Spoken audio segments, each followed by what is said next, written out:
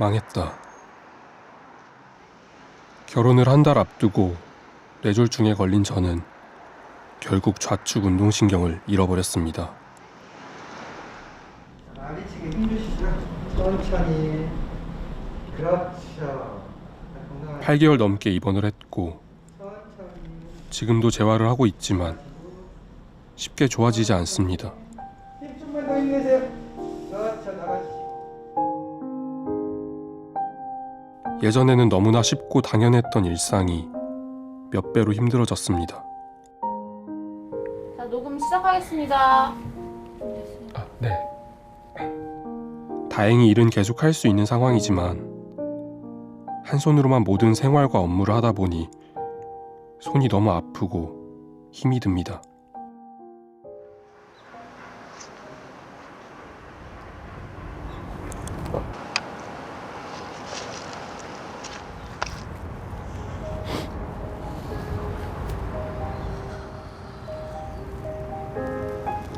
묵직한 건 어때? 괜찮아? 힘들긴 한데 정 선배가 많이 도와줘서 괜찮아. 다행이다.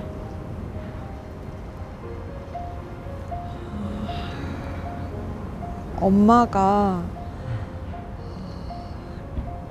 일단 결혼 생각은 접고 오빠 재활에만 신경 쓰라고 하셨어.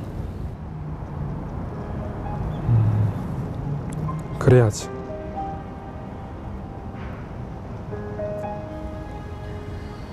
왜 우리한테 이런 일이 일어난 걸까? 그러게. 나도 모르겠다. 상상도 못했습니다. 내가 장애인으로 살아가게 될 줄은.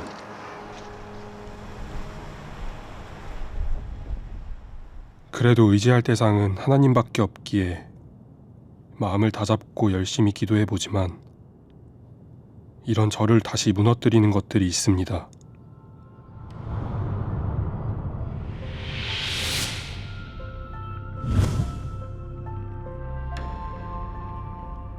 바로 불쑥불쑥 찾아오는 원망과 분노입니다. 왜 하필 나일까? 하나님이 나를 벌하신 걸까? 아님 내가 너무 교만했나? 부정적인 생각과 원망, 분노, 그리고 걱정이 제 마음에서 계속 자라나 저의 일상을 덮어버립니다. 그러면 정말 살고 싶지 않습니다.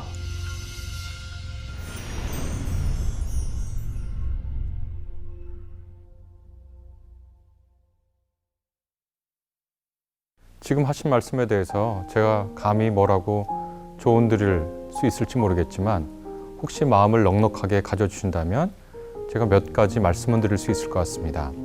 형제님의 그 사연과 안타까운 일을 듣고 제가 맨 처음에 생각난 성경의 말씀은 요한복음서 9장에 있는 내용이었습니다. 예수께서 길을 가시다가 날 때부터 시각장애를 앓고 앞을 보지 못하는 한 사람을 발견하게 되고요. 그곳을 지나갈 때 제자들이 예수님께 여쭙죠. 저 사람이 날 때부터 시각장애를 앓고 있는데 그래서 앞을 못 보는데 그래서 겨우 할 수 있는 일이라는 것이 남의 선의에 기대서 구걸하는 일뿐인데 저 사람이 저렇게 된 게 누구의 죄 때문입니까? 라고 묻고 그것이 그 본인의 죄입니까? 아니면 부모의 죄입니까? 이렇게 묻습니다. 원인을 찾는 거죠. 누구 탓인가요? 이 불운한 사건의 원인은 뭔가요? 우리는 불운한 일이 생기면 원인을 찾고 탓을 하기 마련이거든요. 그것이 인간의 기본적인 생각이라 제자들이 그렇게 예수님께 말한 거죠. 그런데 예수님께서는 매우 놀라운 대답을 하십니다. 기존에 있던 어떤 편견과 고정관념과 전제에도 얽매이지 않는 대답을 하시는데요. 이렇게 대답하십니다. 저 사람이 저렇게 된 것은 저 사람의 죄도 아니고 그 부모님의 죄도 아닙니다. 이렇게 말씀하시고는 하나님께서 하실 일들을 드러내기 위해서 이렇게 된 것입니다. 라고 예수께서 대답을 하시죠. 이 말씀을 듣고 보면 우리가 어떤 불행이 닥쳤을 때 그것을 우리가 안았을 때 어떤 태도를 지니고 있어야 하는지에 대한 우리에게 다른 삶을 보는 가능성을 열어준다고 할 수 있습니다.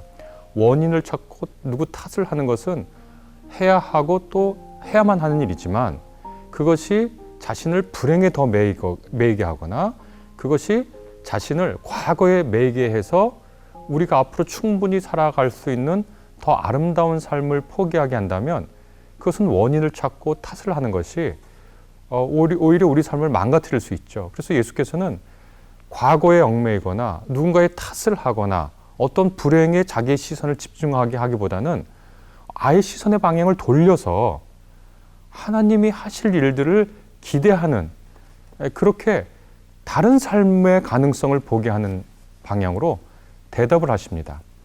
그리고 참 운이 좋게요. 참 복되게요. 나면서부터 시각장애를 가졌던 그 남자분은 예수님이 거기 계셨기에 기적적으로 치유를 받고 그리고 그 후로 예수께서 그리스도시다라는 것을 증언하는 그런 일에 나서게 되었죠.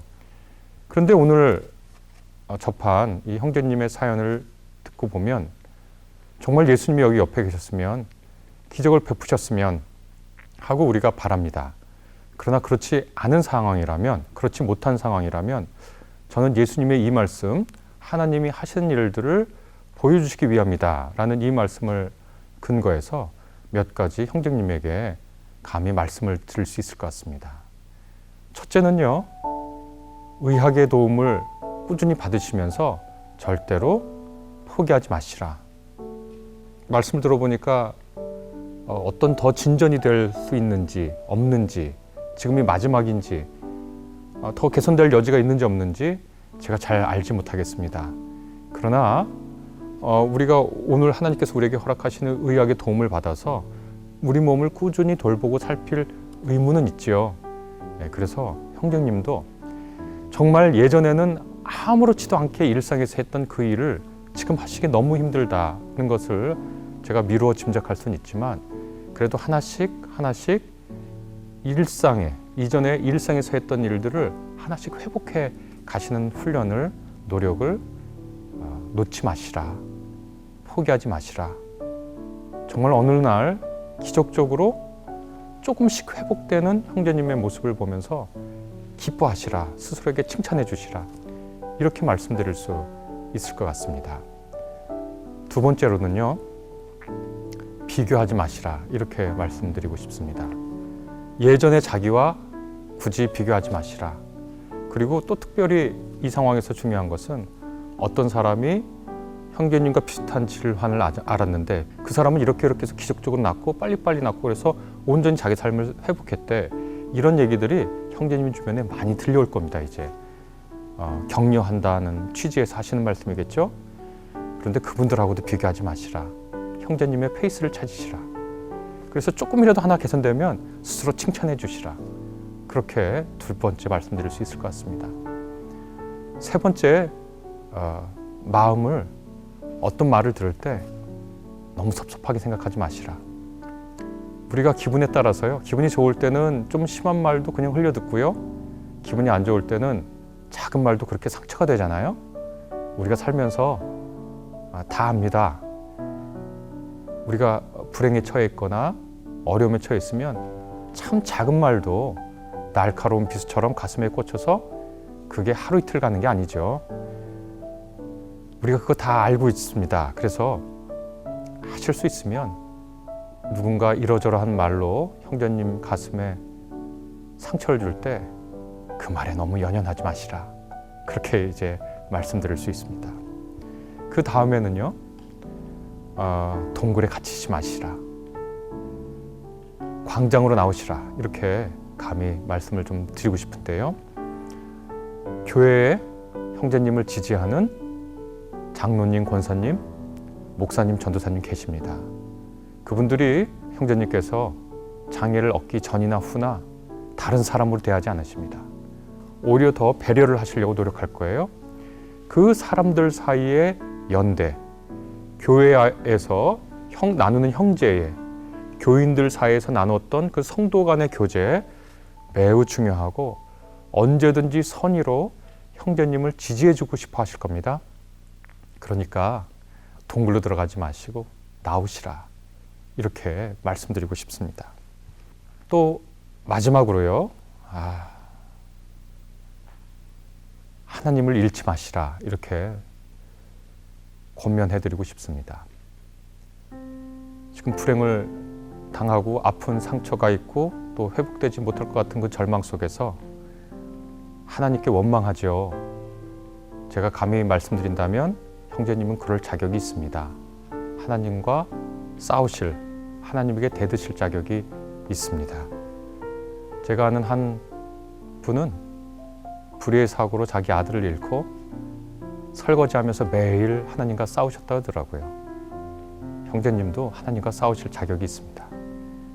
그러나 하나님을 떠나지는 마십시오. 이 상황이 하나님도 잃게 할 수 있거든요. 하나님하고 싸우십시오. 그러나 하나님을 떠나지는 마십시오. 제가 이런 얘기를 하나 해볼까요? 미술을 공부하시는 분들이면 다 아는 얘기인데 그래도 우리나라에 있으니까 석굴암 얘기를 한번 들어보겠습니다. 석굴암이라는 것이 세계문화인류유산이고요. 석굴암을 하나 알면 알수록 굉장히 그 대단한 건축물인데요. 거기에 붓다의 상이 앉은 그 좌대가 있고요. 그 좌대를 기준으로 그 석굴암 전체의 전실, 주실 이런 것이 완벽한 비례와 조화와 균형 속에 있습니다. 그런데 그 붓다상 뒤에 광배라는 것이 있고 그 광배에 연꽃잎들이 조각되어 있는데 이상하게 다른 데는 완벽한 비례와 조화 균형이 되어 있는데 그 연꽃잎을 보니까 위에는 좀 크게 되어 있고요. 아래는 그것보다 작게 되어 있는 거예요. 그래서 학자들이 궁금해했습니다. 도대체 이 완벽한 비례와 조화 균형을 그렇게 애써 맞춰놓고서 그 큰 데를요. 근데 저 작은 거 하나에 왜 비례를 안 맞췄지? 하고 사람들이 의아했어요. 그러다가 깨달았거든요. 키가 한 160cm 되는 사람이 그 붓다상을 이렇게 올려볼 때 그 올려보는 시선에서는요. 그렇게 작게 만든 연꽃잎이 완벽하게 다른 연꽃잎하고 똑같이 보이는 거예요. 그러니까 참 재밌죠? 우리 인간의 눈에는요. 완벽한 걸 이그러뜨려야 완벽하게 보이는 거예요. 그러니까 완벽하게 세상이 있으면 인간의 눈에는 어떻게 보이겠죠? 왜곡돼 보이는 거거든요. 우리가 이 불행의 원인과 이유를 다 알 수 없고 하나님의 섭리를 다 알 수 없죠, 당연히. 우리 눈에는 이그러져 보이는 이 현상이라도 하나님의 놀라운 섭리 안에서 그것이 완벽하다고, 온전하다고 우리가 신앙인으로 그렇게 고백을 하는 겁니다. 그리고 그 고백 가운데 하나님께서 우리에게 허락하신 아름다운 삶을 결코 놓치지 않는 거거든요. 자기 몸을 새롭게 돌보면서 새로 나를 지지해주는 이웃들을 발견해 가면서 또 하나님과 싸우고 또 대들고 하나님과 씨름하면서 하나님의 새로운 모습을 발견해 가는 것이 형제님뿐만 아니라 제게도 주어진 과제가 아닌가 생각을 해봅니다. 제 얘기를 잠시 해보자면요. 제가 고등학교를 많이 다니지 못했거든요. 아파서요. 그런데 나중에 지나고 보니까 제가 알았던 병과 동일한 종류의 병을 앓고 있는 사람에게 보다 큰 연민이 가더라고요. 도와주고 싶고. 하나님께서 저에게 허락하신 더 깊어진 연민의 마음 같아요. 어떤 경우라도 하나님께서 이 상황 속에서 형제님을 떠나지 않으시고 우리 눈에는 불완전해 보여도 완벽한 그분의 섭리 아래서 우리 모두를 이끌어 주실 거라 그렇게 생각합니다.